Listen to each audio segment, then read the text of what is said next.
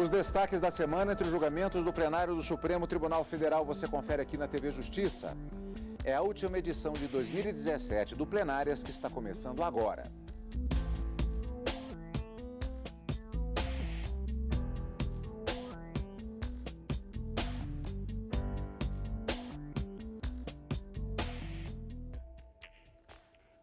Hoje, com os principais momentos da sessão plenária do dia 19 de dezembro de 2017. Karina, foi a última sessão plenária de julgamentos do ano, marcada pelos discursos, não apenas da ministra-presidente, com números sobre o ano de 2017, mas também os tradicionais discursos dos representantes das entidades que participam diretamente do plenário. E julgamentos importantes também. Exatamente, Cadu. O encerramento de um julgamento que havia começado na semana anterior e que foi concluído na manhã desta terça-feira, dia 19 de dezembro. Os ministros acabaram concluindo que, por negar o pedido de diversos investigados que eram, de uma certa forma, investigados pelo Ministério Público junto com o presidente da República, Michel Temer, mas que havia um impasse a ser decidido. Diante da negativa da Câmara dos Deputados em autorizar o Supremo a receber a denúncia e proceder às investigações contra o presidente da República, uma medida prevista na Constituição Federal e sem a qual não se pode processar o presidente da República, havia uma discussão sobre o desmembramento do processo em relação aos demais investigados que não possuem prerrogativa de foro, ou seja, que não podem, ou de acordo com a Constituição, ser processados e julgados diretamente aqui no Supremo Tribunal Federal. Então, havia uma decisão do ministro Edson Fachin, relator, determinando o desmembramento dos autos dessas investigações e determinando o encaminhamento dessas investigações para a 13ª Vara Federal de Curitiba, porque teria, de uma certa forma, um envolvimento com a Operação Lava Jato. Mas os ministros no Supremo acabaram decidindo por uma maioria que a competência para processar e julgar esses investigados não é da 13ª Vara Federal de Curitiba, mas sim que essas investigações devem ser distribuídas de forma livre para as varas federais aqui em Brasília, com exceção apenas de um investigado, porque já havia um inquérito em andamento na 10ª Vara Federal de Brasília e que, portanto, para esse investigado, essas investigações que envolviam esses recursos devem ser encaminhadas para essa vara especificamente. Mas com esse julgamento acabaram dando parcial provimento aos agravos regimentais contra a decisão do ministro Edson Fachin, que tinha determinado esse desmembramento e o encaminhamento para a vara de Curitiba. Encerrado esse julgamento, a ministra Carmen Lúcia passa a divulgação dos números e o encerramento do ano judiciário na sessão plenária que aconteceu extraordinariamente no dia 19 de dezembro. Karina, você resumiu bem, mas eu vou dar mais uma repassada só para que possamos acompanhar exatamente a reportagem feita na última sessão plenária de 2017, em que os ministros do Supremo Tribunal Federal prosseguiram, como adiantou a Karina, no julgamento dos agravos regimentais interpostos pelas defesas de investigados em inquéritos instaurados contra o presidente Michel Temer e ministros de Estado. Com a não aceitação da denúncia contra o presidente da República, o ministro Edson Fachin, aqui do STF, decidiu fazer o desmembramento do processo em relação aos demais acusados nos inquéritos. Contra esta decisão, foram apresentados os agravos, cujo julgamento foi encerrado exatamente nesta sessão que é destaque hoje. Os ministros decidiram manter o envio à primeira instância das investigações contra pessoas sem prerrogativa de foro em inquéritos envolvendo o presidente da República. Entre os acusados estão o ex-presidente da Câmara, Eduardo Cunha, o ex-ministro Gedel Vieira Lima e os executivos da JBS, Joesley Batista e Ricardo Saldi. As investigações serão enviadas, como também adiantou a Karina, para a Justiça Federal aqui em Brasília. Os ministros decidiram manter o envio à primeira instância das investigações contra pessoas sem prerrogativa de foro em inquéritos envolvendo o presidente da República. Entre os acusados estão o ex-presidente da Câmara, Eduardo Cunha, o ex-ministro Gedel Vieira Lima e os executivos da JBS, Joesley Batista e Ricardo Saldi. As investigações serão enviadas para a Justiça Federal em Brasília. Eu entendo que deve ser distribuído livremente aqui em Brasília, porque não há prevenção de Curitiba. Os fatos são outros. Eventualmente, pode ser a mesma organização criminosa praticando crimes diversos, mas mesmo Vossa Excelência coloca em seu voto da autonomia em relação a isso. E aqui, A questão, e a página 22 do seu voto, coloca que a questão pode ser fragmentada de acordo com as partes de cada núcleo.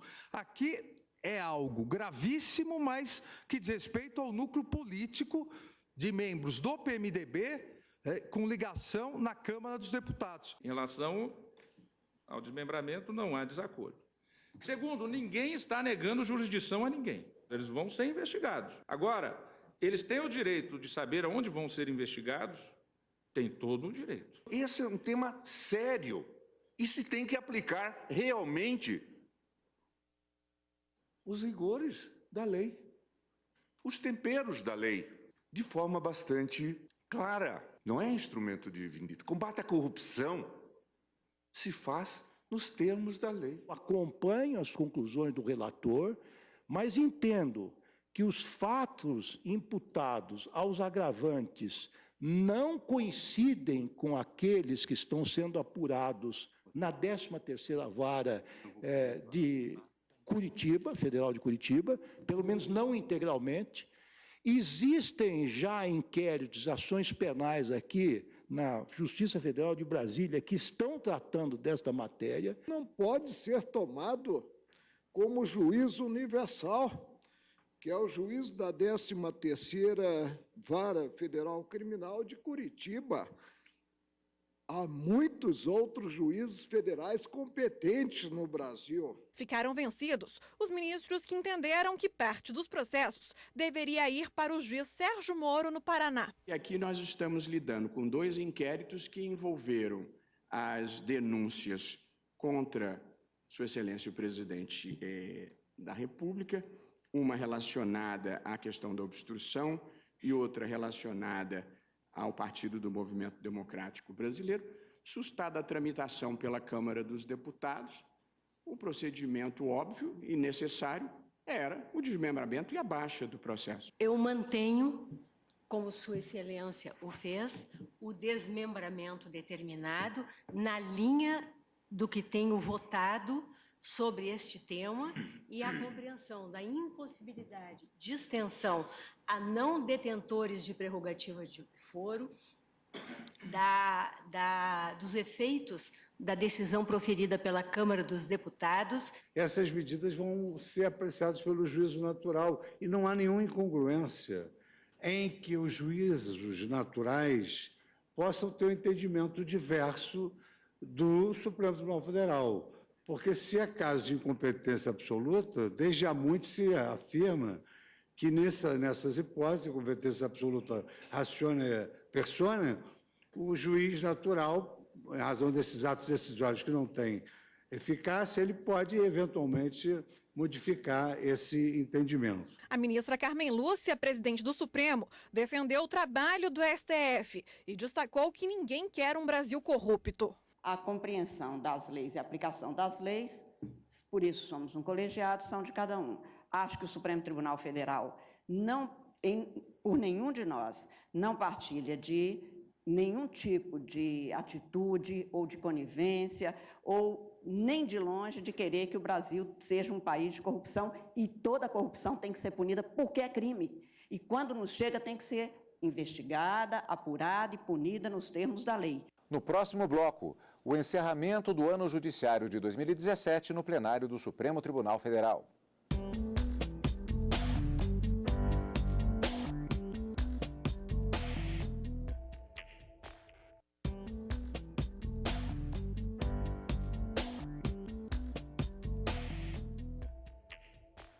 Estamos de volta com plenárias. No primeiro bloco de hoje, nós vimos que na última sessão plenária do Supremo Tribunal Federal, houve o julgamento de agravos regimentais em inquéritos envolvendo pessoas acusadas em organização criminosa, processos que incluíam também o presidente da República. Com a não aceitação da denúncia contra o presidente da República, houve a decisão do ministro Edson Fachin pelo desmembramento dos processos. Contra essa decisão foram apresentados os agravos e a decisão de que, sim, permanece o desmembramento com o encaminhamento por consequência desse desmembramento para a Justiça Federal de Brasília. Logo depois, ao final da sessão, como é tradicional, a presidente do Supremo Tribunal Federal, ministra Carmen Lúcia, fez o discurso de encerramento do ano judiciário. Mais do que a despedida antes do recesso, é o momento de divulgação dos números que marcaram a jornada da Suprema Corte durante o ano. Senhores ministros, esta é a última sessão deste ano forense de 2017. Foi um ano de muito trabalho. Eu, na condição de presidente, agradeço enormemente um esforço muito grande feito por todos. Um ano de muitos desafios, como todos os anos são, mas nós conseguimos alguns objetivos em 81 sessões plenárias realizadas, 37 ordinárias e 44 extraordinárias, baixar, depois de algum tempo, que era um dos objetivos, para menos de 50 mil processos o acervo deste tribunal. Começamos o ano com 57.995 processos e, a despeito de termos tido novos processos, recebido 42.579, conseguimos chegar ao final do ano com um acervo de 44.832. É preciso que se lembre que há alguns anos o Supremo chegou a ter quase 150 mil processos. Estamos, portanto, baixando. Foram recebidos processos originários neste ano, de 1º de janeiro até hoje, 15.416 processos originários e 42.579 recursos. Baixamos 17.403, baixamos mais 2.000 do que recebemos. Ainda assim, estamos com praticamente 45 mil processos. Foram baixados esse ano 97.073 recursos, 97 mil, e 17.403 processos originários. Foram distribuídos, em média, a cada ministro, em 2016, 5.737. Este ano, 5.541 processos.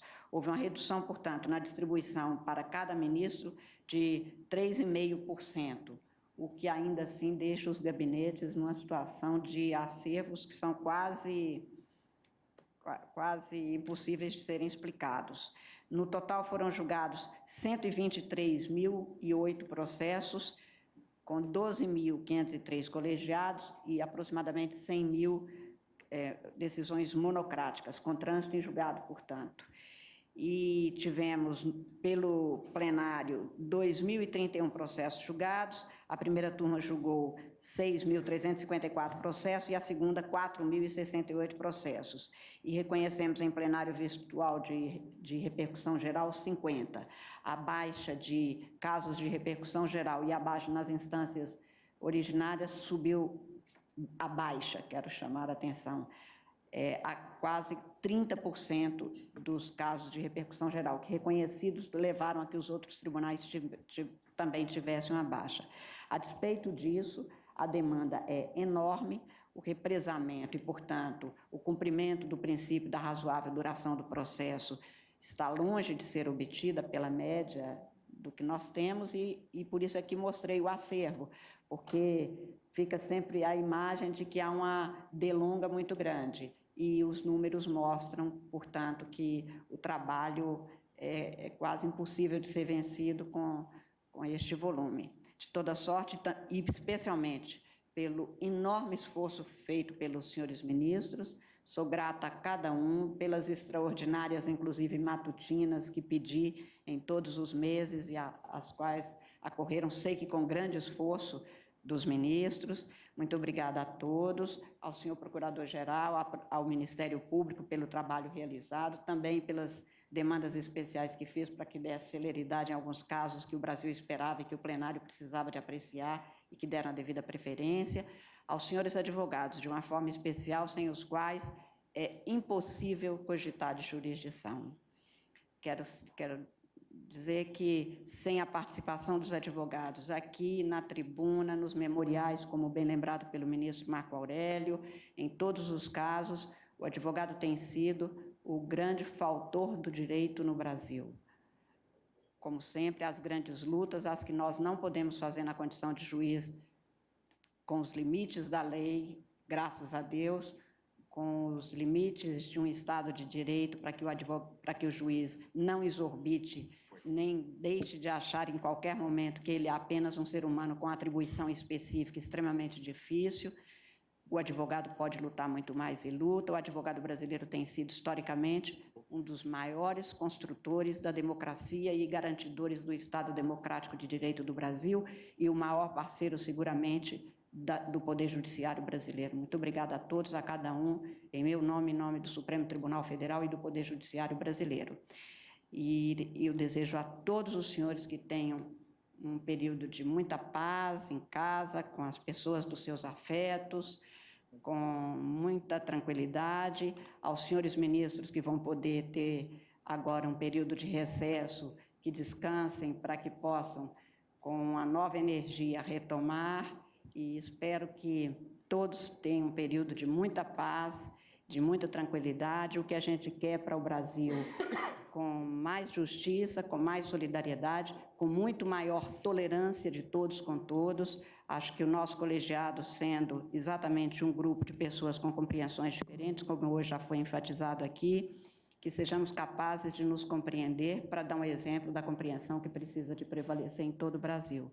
Muito obrigada a todos. Eu desejo a todos um período de muito bom descanso, felizes férias, e que a gente volte de novo com o ânimo redobrado para enfrentar os desafios que o Brasil põe, em especial ao Poder Judiciário brasileiro. Muito obrigada a todos. Ainda na sessão da manhã desta terça-feira, dia 19, há também tradicional despedida dos representantes dos órgãos atuantes no plenário do Supremo Tribunal Federal. Como mais antigo no tribunal, muito embora não ocupando a cadeira que seja a primeira à sua direita, desejo veicular algumas palavras. E começo dizendo que, em parte, o elogio aos advogados, o reconhecimento da valia do trabalho aos advogados veio por último, não antes do voto contrário aos constituintes de Sua Excelência, em parte porque acabamos atendendo, pelo menos em parte também, a algum constituinte. Posso, na plenitude, dizer que há reciprocidade quanto ao agradecimento. Vossa Excelência agradeceu ao colegiado, mas nós o fazemos da mesma forma quanto à coordenadoria dos trabalhos por Vossa Excelência, sempre com muita propriedade e com muita, acima de tudo, urbanidade.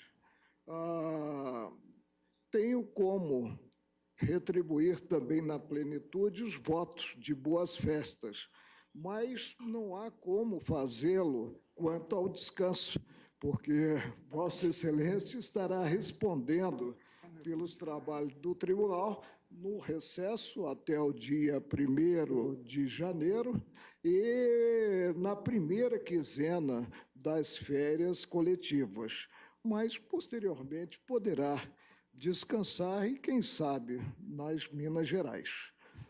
Obrigada, ministro. E Vossa Excelência também retorne para continuar nessa coordenadoria implementada com as forças recuperadas. Eminente presidente, eminentes ministros, ilustres advogados, quando o sol do ano novo já se faz prenúncio no horizonte, é preciso parar o relógio dos julgamentos, porque já é hora de abrir o nosso peito aos afetos que nos aguardam nos nossos abraços. Entre o peso do fardo do início do ano e a leveza de terminar concluindo por realizar justiça, esse tribunal terá no recesso a oportunidade de voltar renovado nas esperanças e na confiança de que faz justiça. Agradeço a oportunidade do convívio e a certeza de que caminhamos juntos nesse esforço de construção de um Estado de direito democrático e justo. Muito obrigado. Agradeço a Vossa Excelência. Ministra Grace. Senhora Presidente, senhores ministros, também eu, em nome aqui, não é, do Presidente da República, do Congresso Nacional, da Advocacia Geral da União, de toda a equipe de advogados públicos que integram a nossa instituição, em meu nome próprio, também parabenizar essa Suprema Corte pelos resultados aqui referidos pela nossa presidente, e dizer também, senhora ministra, que a condução de Vossa Excelência ao longo desse ano propiciou realmente esses resultados, uma condução firme, ponderada, segura. Então, também fazer aqui o registro, não é, em relação a essa postura da presidência, não somente dos trabalhos dessa Corte, como também de todo o Poder Judiciário brasileiro.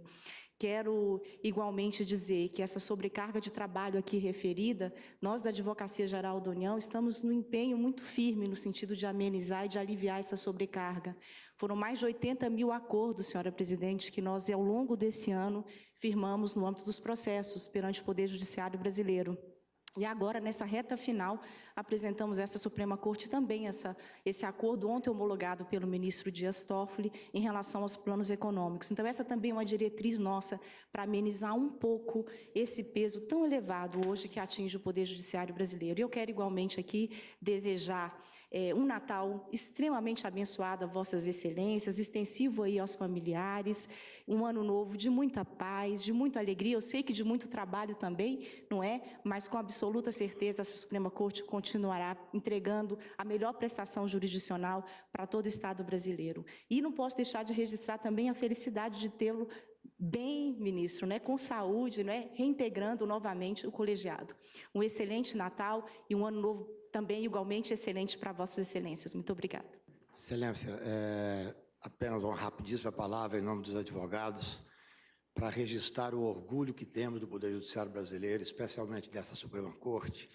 Nós que acompanhamos há muitos anos o trabalho, sabemos que é uma sobrecarga de trabalho incrível, mas que todos os ministros têm condições de enfrentar, porque representam, na realidade, cada um de vocês, a expectativa e a esperança do povo brasileiro no Poder Judiciário.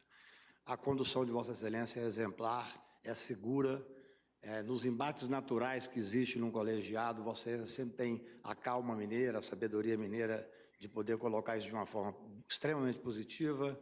Quero cumprimentar o doutor Luciano, procurador-geral. Acho que cada vez mais a advocacia, a procuradoria tem que sentir que estamos do mesmo lado, que estamos trabalhando para um Estado democrático de direito mais firme.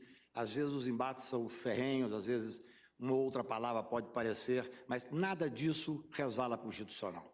São questões naturais, principalmente para o advogado criminal, que vive um pouco essa expectativa permanente. Tanto é que me permite dizer, para terminar, que o ano ainda não acabou.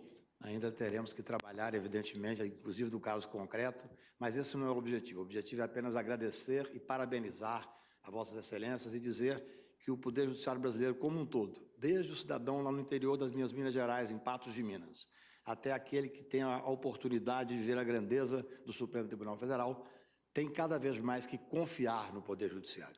Porque sem o Poder Judiciário firme, sem um Poder Judiciário independente, nós não poderemos dizer que vivemos num Estado democrático de direito. Bom ano para todos nós e, se fosse estudante, eu diria, a luta continua, vamos continuar trabalhando. Obrigado. Dr. Cláudio Lamar, que é presidente da Ordem dos Advogados do Brasil. Excelentíssima senhora ministra Carmen Lúcia, excelentíssimos senhores ministros, saudando de uma maneira muito especial o ministro Ricardo Lewandowski, que retorna de uma licença-saúde, excelentíssimos senhores colegas advogados que aqui estão hoje e que estão sempre, excelentíssimo senhor vice-procurador-geral da República, Luciano Maia. Quero aqui, ministra, saudar o trabalho desenvolvido pelo Poder Judiciário do meu país. Saudar a todos os integrantes da magistratura, os integrantes do Ministério Público, os advogados que são, por força da Constituição Federal, indispensáveis à administração da Justiça e que têm, a partir desta Suprema Corte, até os mais longínquos rincões deste país, exercido na plenitude o seu verdadeiro munus público. Saudar também, ministra, os servidores da Justiça, que devem ser, sim, num momento como este, lembrados e, acima de tudo, referenciados pelo que têm feito.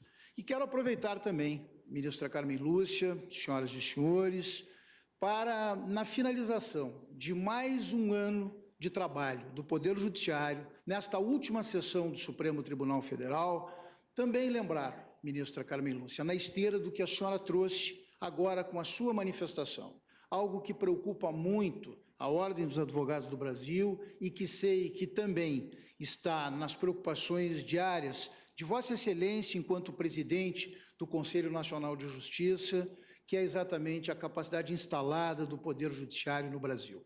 Vossa Excelência trouxe agora dados concretos sobre a carga de trabalho do Supremo Tribunal Federal, pois nós temos que também trazer, em nome da advocacia brasileira, em nome de mais de 1.100.000 advogados, a preocupação que a Ordem dos Advogados do Brasil tem hoje com a capacidade de trabalho, com a falta de juízes em diversas comarcas do Brasil.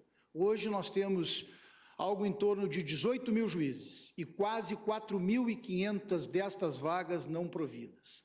Isto é algo que efetivamente nós precisamos colocar luzes. Exatamente num país que tem como média por 100.000 habitantes algo em torno de 8 juízes, enquanto sabemos que a Alemanha tem 24 juízes a cada 100.000 habitantes, Portugal algo em torno de quase 20 juízes por 100.000 habitantes. Isso é importante que a própria sociedade brasileira compreenda e saiba exatamente o que nós estamos a dizer. E, portanto, quando encerramos mais um ano do Poder Judiciário, mais um ano da Justiça, temos que saudar a todos esses operadores, e faço isso, ministra Carmen Lúcia, senhores ministros, ao saudá-los, ao saudar o vice-procurador da República, ao saudar os servidores, saúdo eles, saúdo a todos, exatamente em nome dos mais de 1 milhão de advogados brasileiros, desejando que possamos ter um excelente Natal e que o ano de 2018 possa ser ele, sim, por todos nós desenvolvido, por todos nós acompanhado, mas, acima de tudo, que possamos ter, neste próximo ano que se inicia, um ano com muita justiça. Muito obrigado, em nome dos advogados brasileiros. Eu que agradeço.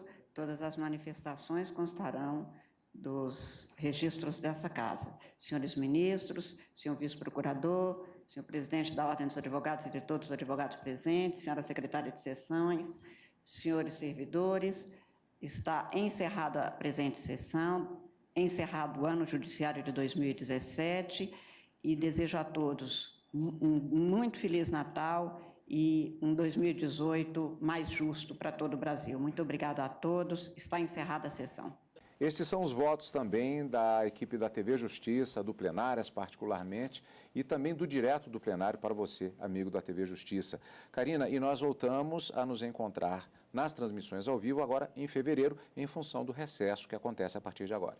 Agora, de acordo com o regimento interno, nós temos 2 períodos diferentes. Nós temos o recesso forense, que vai até o início de janeiro, e o mês de janeiro todo de férias forense, quando então, no primeiro dia útil de fevereiro, no dia 1º de fevereiro, já deverá ser marcada uma sessão plenária solene para a reabertura do ano judiciário de 2018 e dali para frente os trabalhos normais aqui na Suprema Corte do Brasil. Quando nos encontraremos com você, amigo da TV Justiça, novamente. Mas, durante todo esse período, você também vai rever os principais julgamentos do ano de 2017, com as respectivas reprises também do programa Plenárias. Durante todo esse período, portanto, nós temos encontro marcado.